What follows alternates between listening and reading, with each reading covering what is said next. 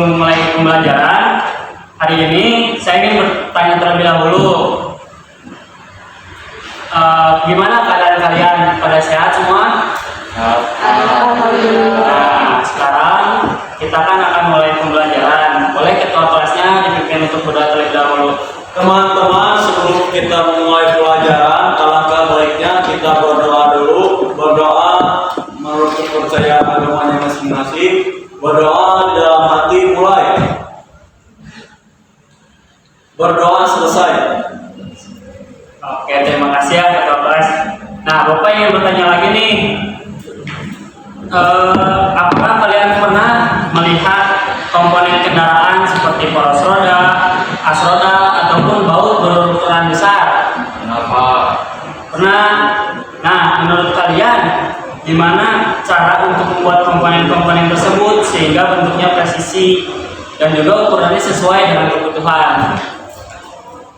Dibuat menggunakan mesin, Pak.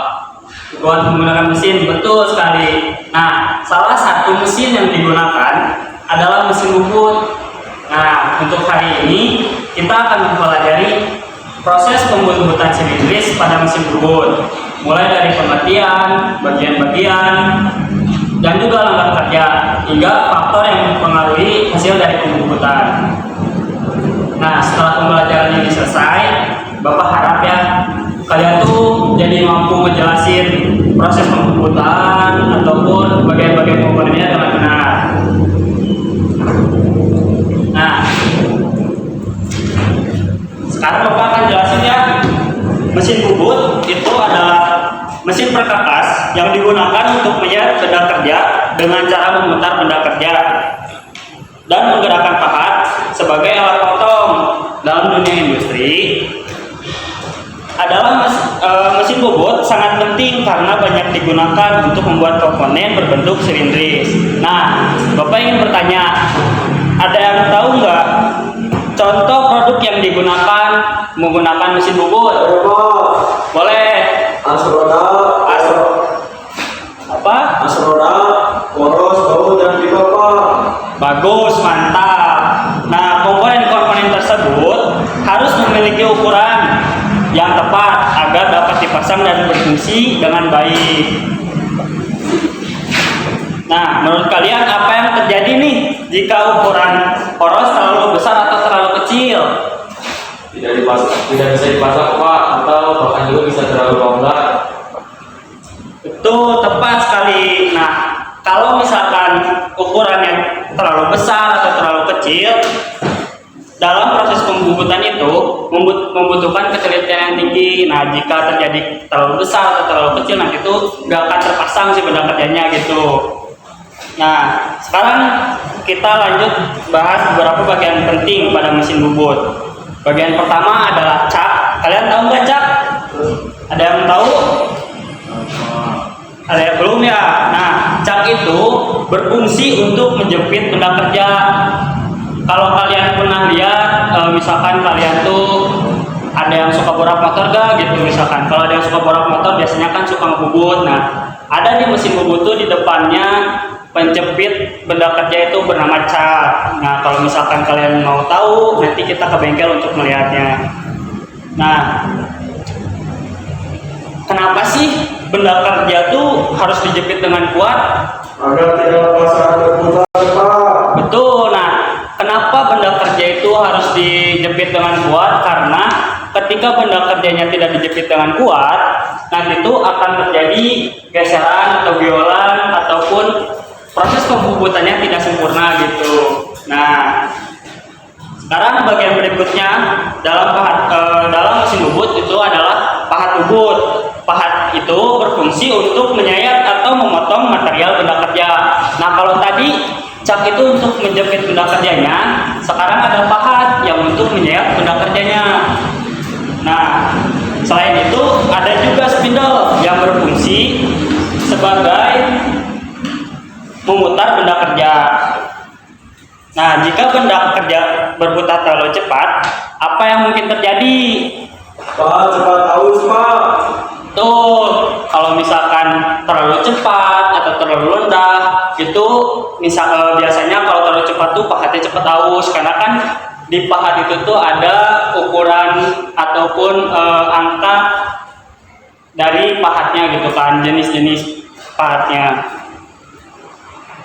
Nah, sekarang kita masuk ke proses pembubutan silindris.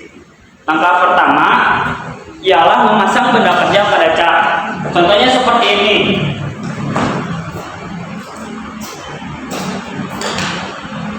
Karena di sini kita tidak ke bengkel ya, Bapak contohin ilustrasiin. Misalkan ini adalah cak nih, cak ini benda kerja. Nah, pada proses ini si cak ini menjepit benda kerja seperti ini, dan pada ketika menjepit benda kerja ini harus lurus, tidak boleh miring, tidak boleh kencang dalam menjepitnya, seperti itu anak-anak.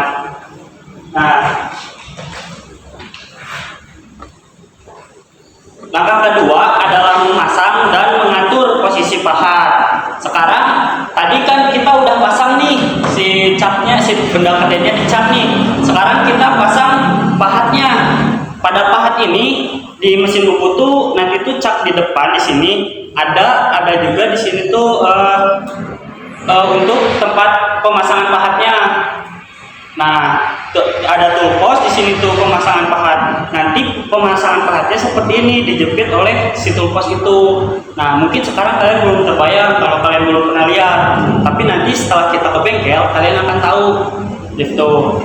Nah, selanjutnya setelah pahat terpasang, Bapak mau nanya dulu, mengapa posisi pahat harus tepat? Agar hasil pembubutan presisi, Pak. Betul, tadi yang di awal dijelasin kalau misalkan pahatnya tidak lurus ataupun benda kerja tidak dicekam dengan erat, nanti tuh proses atau hasil pembuatannya tuh nggak presisi gitu. Nah, langkah ketiga sekarang adalah mengatur putaran spindle sesuai dengan jenis material. Nah, kita harus perhatiin dulu material yang akan kita bubut itu jenisnya apa sih gitu kan. Biasanya ada kodenya, ada N8, N7, N9, seperti itu anak-anak. Nah, selanjutnya ada langkah keempat, yaitu adalah melakukan proses pemakanan, yaitu proses penyayatan benda kerja. Selama proses ini, operator atau kalian nantinya harus memperhatikan kedalaman potong dan juga kecepatan pemakanan.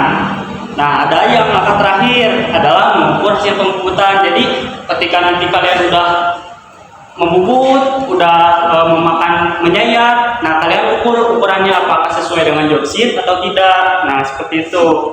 Bapak mau nanya lagi deh, mengapa sih hasil pembubutan harus diukur kembali? Ayo, ada yang tahu nggak? Tadi Bapak sudah jelasin. Untuk memastikan ukurannya sesuai, Pak. Nah, tepat sekali seperti yang tadi Bapak jelasin ya. Kalau kita sudah melakukan proses pembubutan, kita harus melakukan proses pengukuran karena untuk memastikan ukurannya sudah sesuai atau belum gitu. Nah, sekarang coba sebutkan kembali urutan proses pembubutan dari awal sampai akhir. Ada yang bisa nggak? Saya, Pak. Silakan lagi. Yang pertama memasang benda kerja, yang kedua memasang pahat, yang ketiga mengatur putaran spindle, yang keempat melakukan pemakanan, dan yang terakhir mengukur hasilnya, Pak. Sangat baik sekali. Nah, menurut kalian sekarang langkah mana yang paling penting sih dari semua langkah yang tadi saya sebutin tuh? Pemakanan benda kerja, Pak. Kenapa? Karena jika tidak kuat dapat membahayakan operator. Nah, betul.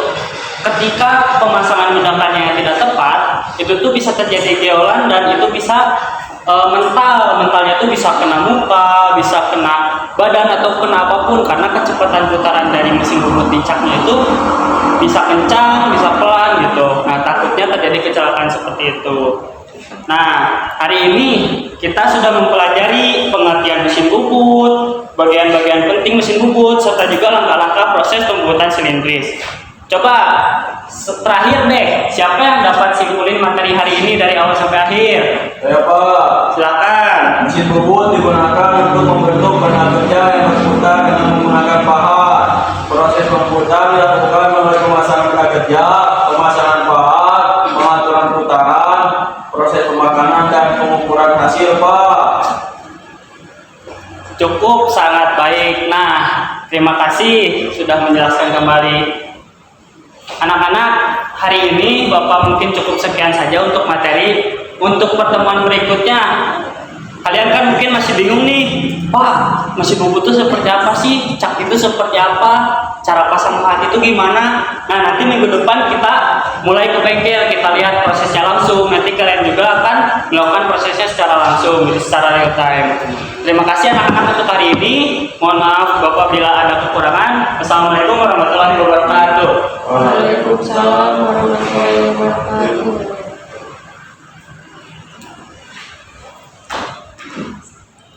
Mungkin kalau dari observer pertama, kalau untuk tadi variasi dari nada bicara sama volumenya udah cukup bagus, soalnya dari tadi menjelasin juga naik turun gitu, jadi nggak flat suaranya. Cuman kalau dari ekspresi wajah agak sedikit kurang, menurut saya kurang ekspresif. Terus selebihnya udah, cuman ada dua yang kurang sesuai. Yang pertama itu yang menarik perhatian siswa dengan kesenyapan atau teacher silent itu kurang, belum ada. Sama yang variasi pola interaksi dan aktivitas siswa itu udah ada interaksi dari guru sama guru ke siswa, tapi belum ada dari siswa ke siswanya. Mungkin itu aja. Oke, dari observer kedua mungkin nggak beda jauh ya sama observer pertama. Kalau buat yang nomor 1 itu ada variasi dalam nada dan volume suara serta kecepatan bicara itu ada. Lalu yang kedua itu variasi dalam ekspresi wajah, gerakan kepala atau badan untuk memperjelas penyajian ada. Apalagi saat guru menjelaskan materi. Lalu yang ketiga ada menarik perhatian siswa dengan kesenyapan atau kebisuan, itu kurangnya menurut saya karena guru tersebut tidak memfokuskan si siswa kayak ngasih perhatian kayak biar si siswa itu mendengarkan guru tersebut gitu. Lalu yang keempat itu mengadakan kontrak pandang dengan siswa, perubahan gerak itu ada. Lalu pemusatan perhatian siswa itu menurut saya masih agak kurang, tapi udah cukup ya, masih ada tapi ada kurangnya gitu, soalnya tidak memusatkan ke siswa gitu, jadi ya udah sekedar tanya jawab gitu. Lalu yang keenam, pergantian posisi guru di dalam kelas itu ada, guru ada tidak diam di satu tempat doang gitu, jadi gurunya ke depan belakang gitu memantau siswa gitu.